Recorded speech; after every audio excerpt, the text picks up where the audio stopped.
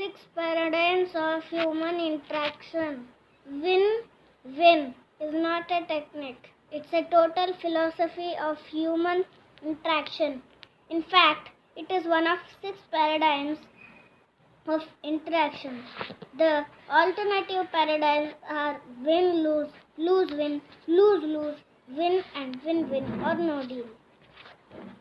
Win-win, win-lose, lose-win, lose-lose, win-win-win or no deal. Win-win. Win-win is a frame of mind and heart that constantly seeks mutual benefit in all human interactions. Win-win means that agreements or solutions are mutually beneficial, mutually satisfying. With a win-win solution, all parties feel good about the decision and feel committed to the action plan. Win-win sees life as a cooperative, not a competitive arena. Most people tend to think in terms of dichotomies: strong or weak, hardball or softball, win or lose. But that kind of thinking is fundamentally flawed. It's based on power and position rather than on principle. Win win is based on the paradigm that there is plenty for everybody, that one person's success is not achieved at the expense or exclusion of the success of others. Win win is a belief in the third alternative.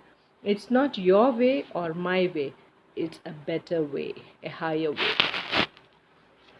Win-lose. One alternative to win-win is win-lose. The paradigm of the race to Bermuda. It says, if I win, you lose. In leadership style, win-lose is an authoritarian approach. I get my way, you don't get yours.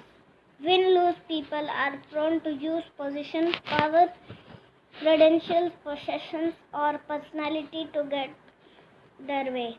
Most people have been deeply scripted in the win-lose mentality since birth. First and most important of the powerful forces at work is the family. When one child is compared with another, when patience, understanding, or love is given or withdrawn on the basis of such comparisons, people are into win-lose thinking. Whenever love is given on a conditional basis and someone has to earn love, what is being communicated to them is that they are not intrinsically valuable or lovable. Value does not lie inside them, it lies outside. It's in comparison with somebody else or against some expectation. And what happens to a young mind and heart, highly vulnerable, highly dependent upon the support and emotional affirmation of the parents in face of conditional love, the child is molded, shaped, and programmed with the win-lose mentality. If I am better than my brother, my parents will love me more.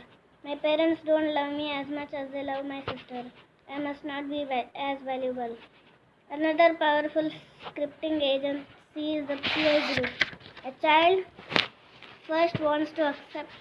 A child wants acceptance from his parents and then from his peers, Friends, whether whether they be siblings or friends. And we all know how cruel peers sometimes can be. They often accept or reject totally on the basis of conformity to their expectations and norms, providing additional scripting towards win-lose.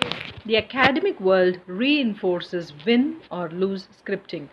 The normal distribution curve basically says that you got an A because someone else got a C grade. It interprets an individual's value by comparing him or her to everyone else. No recognition is given to intrinsic value. Everyone is extrinsically defined. Oh, how nice to see you here at our PTA meeting, Parents Teachers Association meeting. You ought to be really proud of your daughter Caroline. She's in the upper 10%. That makes me feel good, says the parent. But your son Johnny is in trouble. He is in the lower quartile. The parent says, really? Oh, that's terrible. What can we do about it? What this kind of comparative information doesn't tell you is that perhaps Johnny is going on all eight cylinders while Caroline is coasting on four of her eight. But people are not graded against their potential or against the full use of their present capacity. They are graded in relation to other people. And grades are carriers of social value. They open doors of opportunity or they close them. Competition, not cooperation, lies at the core of the educational process. Cooperation, in fact, is usually associated with cheating.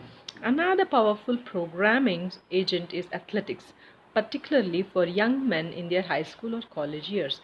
Often they develop the basic paradigm that life is a big game, a zero sum game where some win and some lose.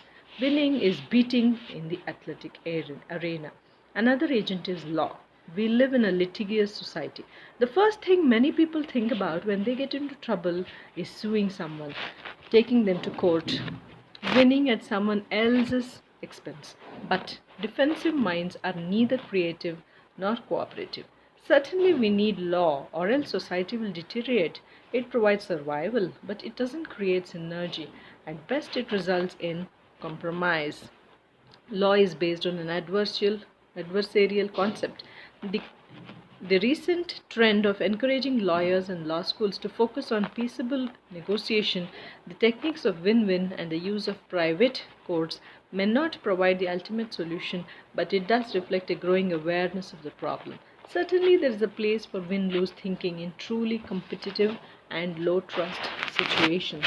But most of life is not a competition.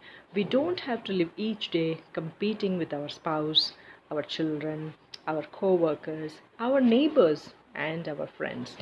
Who is winning in your marriage? Is a ridiculous question. If both people aren't winning, both are losing. Most of life is an interdependent, not an independent reality. Most results you want depend on cooperation between you and others, and the win or lose mentality is dysfunctional to that cooperation. Win lose mentality means I win, you lose. But this mentality is dysfunctional to that cooperation. Thank you.